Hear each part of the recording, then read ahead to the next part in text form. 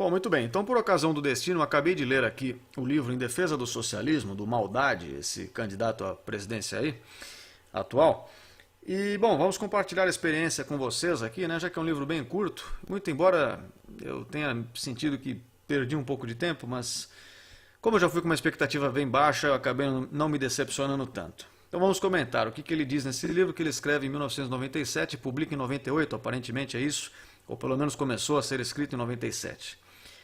Bom, ali faz-se, como o nome sugere, uma defesa do socialismo. O Maldade dá o seu parecer de como nós devemos chegar ao socialismo e quais são os entraves que nós estamos encontrando atualmente. Então, para fazer isso, ele começa fazendo uma breve crítica à dicotomia do próprio Karl Marx quanto à questão das classes. Ele diz que Marx, em seu momento, celebra as classes apenas como os vendedores da força de trabalho, chamado proletariado, e os donos dos meios de produção, mas que por decorrência do próprio capitalismo foram geradas novas subclasses aí no meio, que não necessariamente se encaixam somente nessa dicotomia. Então algumas pessoas assalariadas também são burguesas, algumas pessoas que não são donas do meio de produção não são do proletariado, porque são do lumpen proletariado, estão de fora do sistema produtivo, né, do mecanismo produtivo, e assim acabam não representando bem essa dicotomia do Marx, certo? Bom, a partir disso ele tenta estabelecer o que ele entende como mapear os interesses comuns de todas essas classes a quem possa interessar uma revolução, o que eles devem fazer, de que modo eles devem alinhar os interesses de todos esses representantes para a manifestação de uma possível revolução, já identificando essas diferenças dessas novas subclasses que a dicotomia originária talvez perca de vista.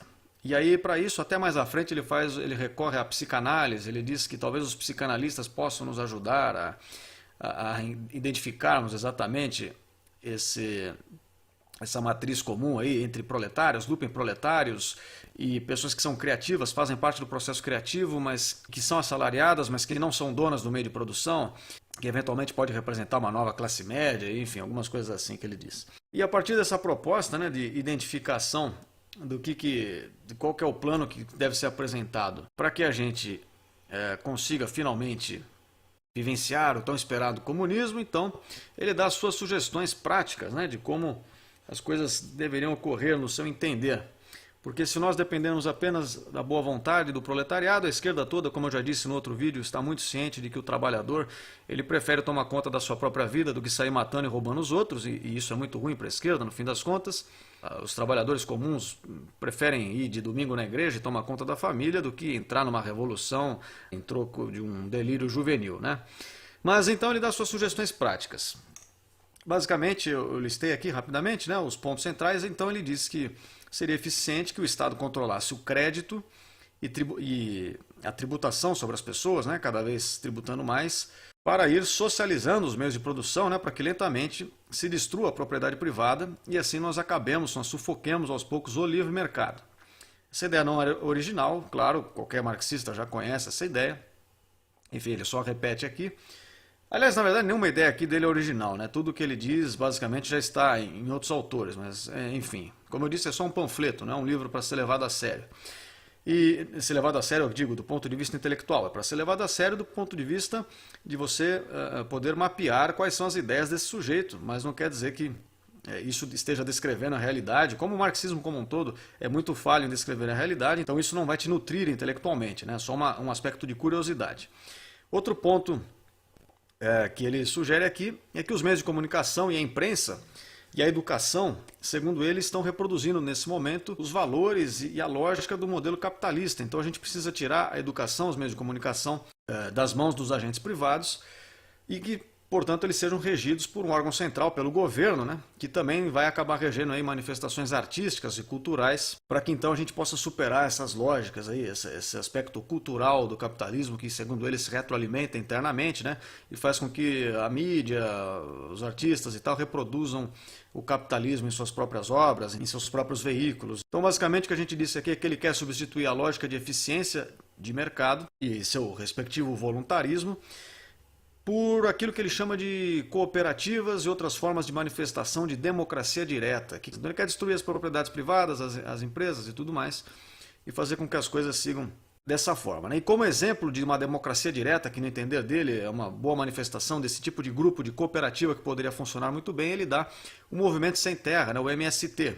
Sim, de fato ele dá como exemplo de uma grande cooperativa que funciona para além da lógica do mercado e que é muito eficiente, que traria paz a todos, aquela coisa toda socialista, né?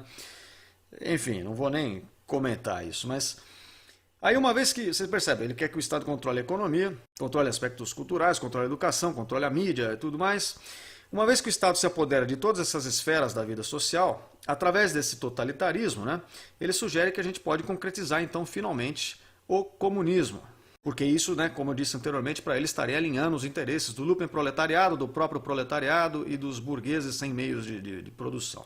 Então, basicamente, é aquela ideia comunista clássica, né? Então, quando o Estado toma conta de tudo e todas as esferas da vida social são indistinguíveis do Estado, é como se o Estado já não mais existisse, né? Como se o Estado já não mais oprimisse as pessoas, porque já que tudo é Estado, é como se nada fosse Estado. E aí a gente atinge o tão sonhado sonho, né, comunista. Qual que é o projeto, qual que é o objetivo final do socialismo, do comunismo?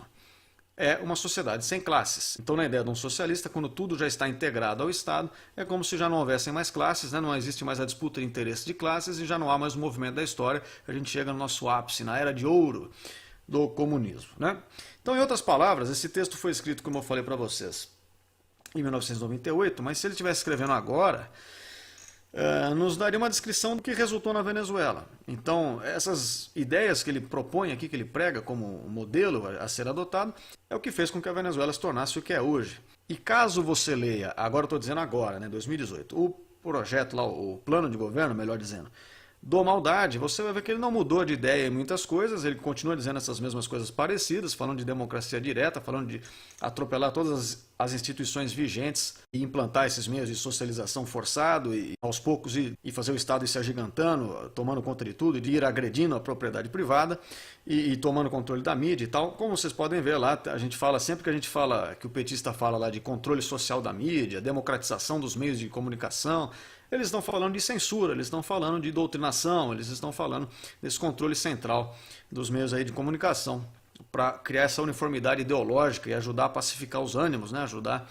a evitar o conflito entre as classes. Então, resumidamente, são ideias podres, ideias nefastas, como todo socialismo acaba por ser, né? Invariavelmente. E o pior de tudo é que eu perdi tempo lendo esse negócio e nem me deparei com uma ideia nova, né? Infelizmente, tudo que ele disse ali já foi dito, se não pelo próprio Marx, por outros marxistas ao longo da história. Então, fica aqui como curiosidade, é uma coisa que eu acho importante saber, mais do que o plano de governo do Maldad ou do seu livro, é o próprio aspecto teórico que precede tudo isso, né? Porque as pessoas, muitas vezes elas resumem o problema do PT, isso é um problema gravíssimo, a um mero caso de corrupção. Quando você nivela o PT a um grupo de quadrilheiros quaisquer, um grupo simplesmente, um pessoal que estava bem intencionado, mas de repente roubou um pouco ali, se perdeu no meio do caminho, você está cometendo aí um erro grave e muito perigoso, né? O problema do PT não é um simples caso de corrupção, não é um partido que roubou.